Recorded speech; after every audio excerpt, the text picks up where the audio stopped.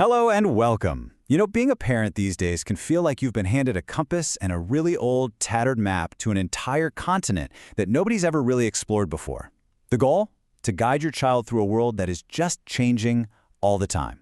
So today, we're going to unpack some of the most important landmarks on that map, and we're going to start with the most important territory of all, ourselves. We're kicking things off with this incredibly raw and honest admission from a parent. Because, let's face it, before we can even begin to navigate the world for our kids, we have to navigate our own internal landscapes. Our fears, our biases, all of our hopes. This emotional core, well, it's what fuels the entire journey. And let's be real for a second. That journey, it often feels more like a maze. It's this whirlwind of conflicting advice, of social media pressure, and these super high-stakes decisions.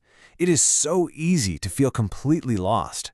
But every good navigator knows that the first step is to really understand your vessel and the environment around you. So that's where we'll begin. We're going right to the most fundamental territory there is, the developing brain.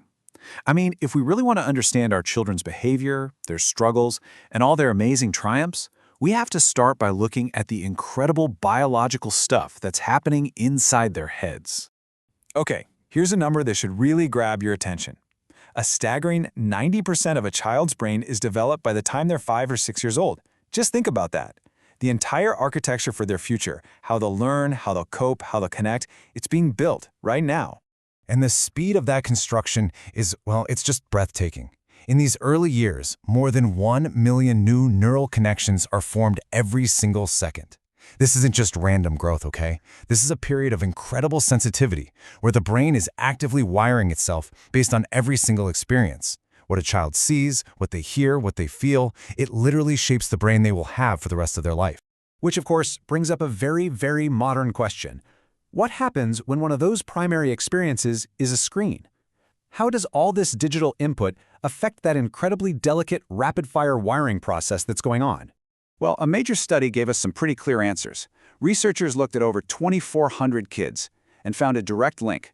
More screen time at ages 2 and 3 was tied to poor developmental scores later on. And the data was really unambiguous. The arrow only pointed one way. It wasn't that kids with developmental delays were using more screens. It was that more screen time seemed to be contributing to the delays. It might be because it understimulates the parts of the brain that are crucial for things like attention and self-regulation. But of course, screens are just one piece of a much bigger puzzle. So let's zoom out a little bit from the brain to the broader environment that our kids are growing up in. Because these external factors, sometimes totally invisible to us, they exert a massive force on their development. This comparison just perfectly illustrates the resource gap we're talking about. In a lot of middle-income neighborhoods, there are about 13 age-appropriate books for every single child. But then you look at low-income neighborhoods, and that ratio just plummets to 1 book for every 300 children.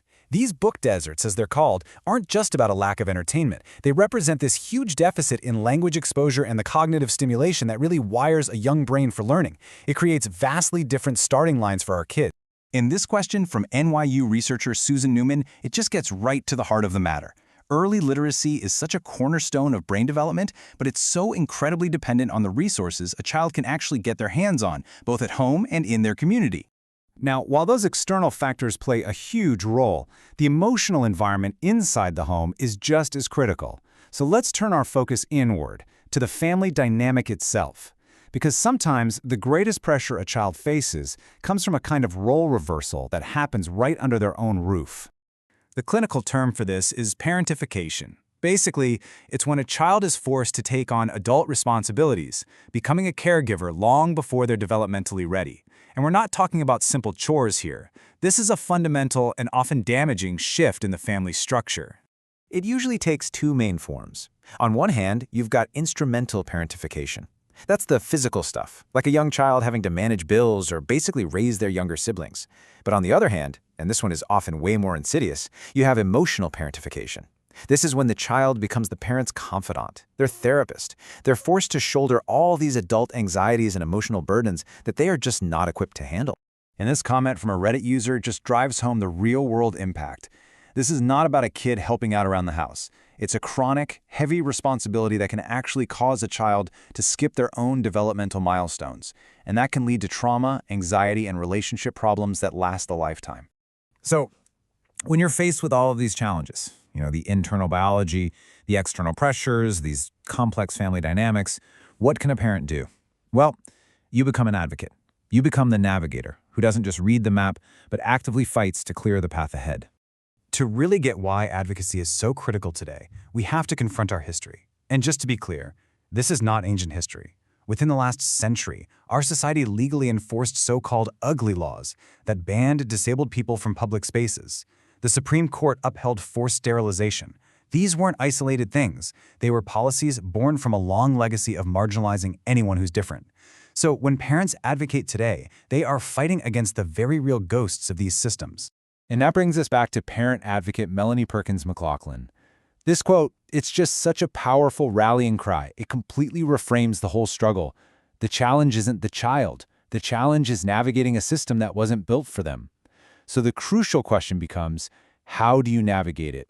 One of the most powerful tools in a parent's navigation kit is the IEP, which stands for Individualized Education Plan. Think of it as a legally binding roadmap that you create with the school. It outlines the specific support and services your child needs to thrive. It basically transforms your advocacy from a plea into a concrete plan, and it is your legal right as a parent to request one. So the process starts with a formal written request. Then you provide data. And this isn't just about grades. It's your own observations, notes from teachers, examples of their work. You're essentially building a case to paint a full picture of your child's experience. You absolutely have to know your rights. The school is legally obligated to respond, usually within a specific time frame. And if they say no, you follow up. You ask for their reasons in writing. And you might consider calling a bigger meeting to escalate. Always remember, you are the #1 expert on your child. So after all of this, where does that leave us? Well, it leaves us with a much, much better map.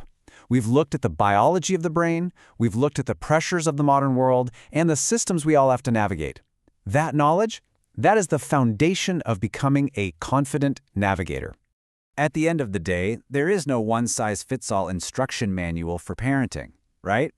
Every child is a unique territory. But by understanding the common features of the landscape, the science of their development, the impact of their environment, and the tools of advocacy, you are empowered to chart the course that is absolutely right for them. Remember, you are the navigator. You're the one holding the compass and the map.